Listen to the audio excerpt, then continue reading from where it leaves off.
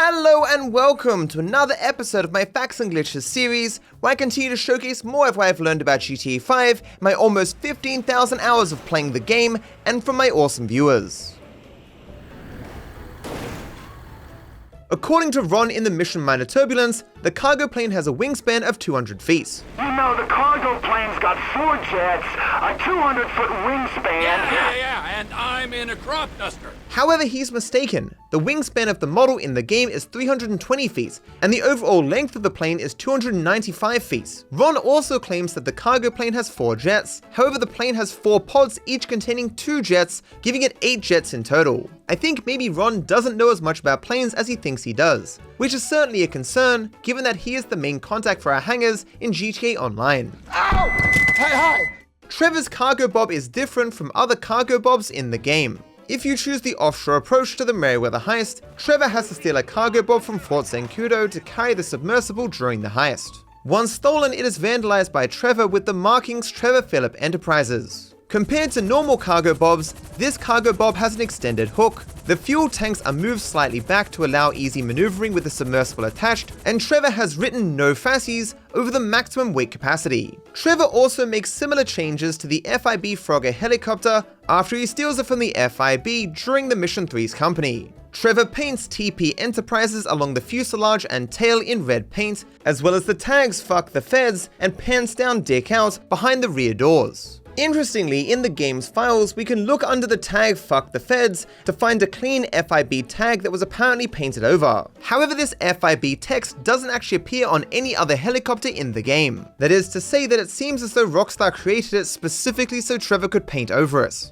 The mission Base Invaders in GTA Online is given to you by Ron, and it tasks you to steal a Cargobob and deliver it to Trevor to expand Trevor Phillip Industries. This mission has been available in GTA Online since its release in 2013, meaning that chronologically it takes place before the events of the main story. Given this is the case, you can see why it's a bit confusing that Trevor would need to steal a Cargobob again from Fort Zancudo in the Merryweather heist offshore approach. He already had a Cargobob delivered to him by the GTA Online protagonist a few months prior. This is likely just an oversight by Rockstar, and we can just assume that Trevor lost that other Cargobob somehow.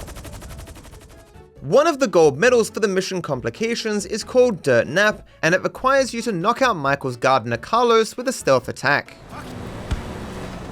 While the game implies that you must use a melee attack to knock out Carlos to get credit, you can actually use any weapon with a silencer. Although regardless of how you do it, using melee or a weapon, it will still count as a kill in the statistics menu. Therefore, if you do this gold medal, for your playthrough, Carlos should be definitively dead. Despite this, after the mission, Carlos will still spawn throughout the game alive and well. He is even mentioned by Michael during the mission meltdown. Carlos ain't gonna like what you did to his garden. I guess this is one player decision that isn't taken into account in the story.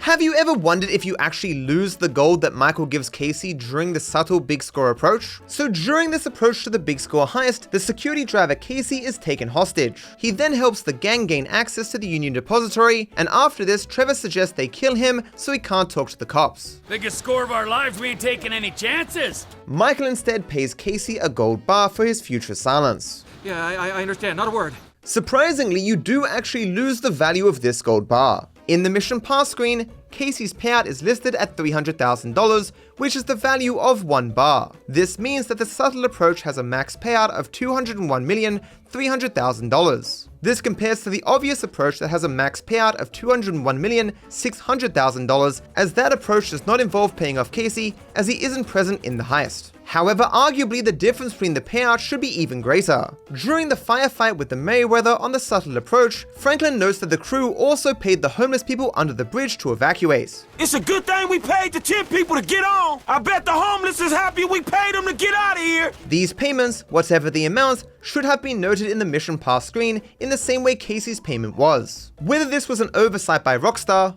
or if they just considered the payments so low that they weren't worth calculating, we will never know. Is it $7? I said something nice, not expensive.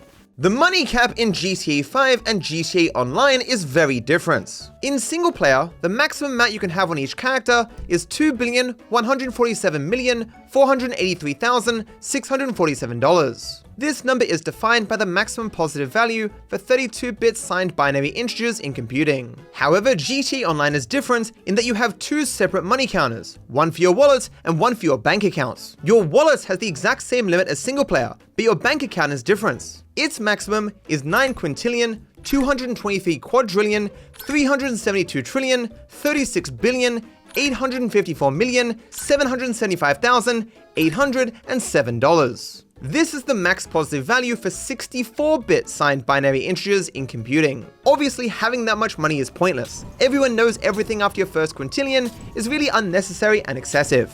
During the Diamond Casino heist, at any point where the noose become alerted to your presence, you will hear this line shouted over the speaker system. Weapons on the ground, now! We have you surrounded! This is actually a reused voice line from the Countryside Robbery random event from Singleplayer. Weapons on the ground, now! We have you surrounded! If you use the Bugs to Disguise outfit for the big con in the Diamond Casino heist, Lester will make a reference to the jewel store heist in Singleplayer. I ever tell you about the time we pulled something similar to take down a jewel store and, no, should probably shut up about that one. Due to his words only making sense for the smart approach and not the loud approach, this means that the smart approach is canonically what Franklin and Michael chose to do for the heist. Let's do this! Come on! If you decide to use the group sex disguise during the Diamond Casino heist, Lester will reference the big score in Singleplayer. Did you ever hear the one about the 4 group sex employees in an elevator? No? As his words only make sense for the subtle approach and not the obvious approach, this means that the subtle option is canonically what the gang chose to do for the big score. Access is good, courtesy, escort is go. The Diamond Casino and Resort update replaced the Vinewood Casino with the Diamond Casino in GTA Online, and this also came with 12 free mode missions called Casino Works. If you start one of these missions and check the info of your location, you can see that the location incorrectly reads Vinewood Casino, despite that this casino has been removed. In GTA 5, if you punch a cow, you will notice that it falls to the ground immediately despite its size. This is likely intended to simulate cow tipping, just like in real life. Interestingly, the cows actually use the same models and animations as Red Dead Redemption 1. The mission casing the jewel store foreshadows both ending A and B of GTA 5. When Michael asks Lester about Trevor's fate, he suggests multiple ways that Trevor could have met his end. Where did they bury him? They buried him? Not as far as I know. He's probably a John Doe then, right? What do you think? OD? Shootout? Maybe just a car crash, right? Anonymous charred remains on the highway? The last suggestion he gives is that Trevor could have ended up as anonymous charred remains, which is exactly what happens to him in ending A Something Sensible. When Michael later speaks of getting Franklin involved in the upcoming heist, Lester is hesitant, responding that he doesn't work with amateurs. There's this kid who's been helping me. Maybe we could cut him in. I don't work with amateurs. When Michael insists, Lester remarks that this decision will be Michael's funeral. He ain't an amateur. Or if he is, he's a gifted amateur about to turn pro. He's a good kid, Lester. You know what they say, it's your funeral. One of them at least. It's your funeral is an idiom to mean that if someone insists on making a foolish or risky decision, they alone will face the negative consequences. However, during ending B The Times Come, Franklin is literally the cause of Michael's death and therefore his funeral. Whether this was intentional foreshadowing by Rockstar or merely a coincidence, we will never know. There is a strange bug in the mission replay of casing the jewel store. Normally when you get to the jewel store, a doorman greets you, and you then speak to the attendant to trigger a cutscene. Hey, beautiful. However, if you fail the mission, the doorman and the attendant will sometimes simply fail to spawn. This therefore prevents you from completing the mission, so you either need to mission fail again and try your luck, or simply leave and restart from the beginning. Ludonarrative dissonance is a term that refers to any instance when a game's story conflicts with its gameplay. One way we can see an example of this in GTA 5 is that you are technically able to obtain millions of dollars prior to pulling down Martin Madrazo's house on the mission Marriage Counseling. Despite that Michael has more than enough money to pay back Martin, he will still act like he is broke and that he has no choice but to call Lester and get back into the criminal game. Looks like I'm gonna have to postpone my retirement. Man, I'm mortgaged up to my eyeballs. Look, I only know one way to make money. I'm gonna have to give an old friend a call.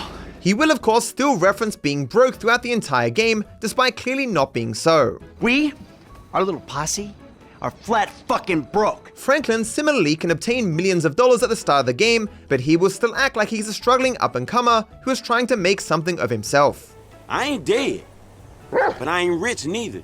These sorts of disconnects are almost impossible to avoid entirely for any game, but they are still generally quite funny to see. It's like I'm two different people, and I don't like either one of them. Normally when you drive a car into Los Santos Customs, a short cutscene will play showing your character driving in. However, this is not the case in GTA Online when you drive the Caracara inside, as there is no cutscene at all. Even worse, you become stuck, which requires you to either change session or restart the game.